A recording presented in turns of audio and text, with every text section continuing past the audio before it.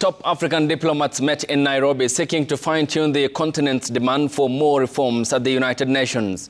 Key among demands is reforms at the United Nations Security Council to have more African states admitted as permanent members of the Council, as well as reforms in the global financial architecture.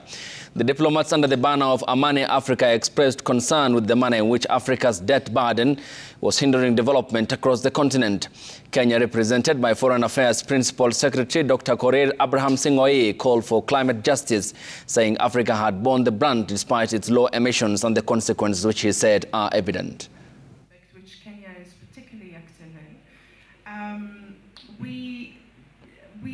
It is possible that opportunities will emerge, and even those actors who ordinarily would not budge, given the weight of the crisis, they might budge. But what do we do with those opportunities? Will we sit back and in a short, in a short period of time, when the crisis passes, there is a clawback of the very little opportunity that we had already secured?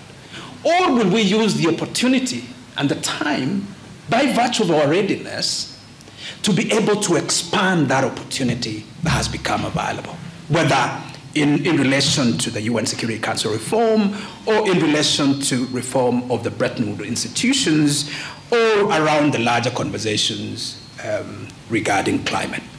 At the core of that is obviously access to development finance, policy space, particularly for developing countries and countries in Africa, in order for them to be able to really mobilize whatever resources that they have to take advantage of all those resources without being constrained by the dictates of trade and other globalization-related conditions that actually limit the effective utilization and exercise of control, policy control, and over natural resources and the territory of the countries of the continent.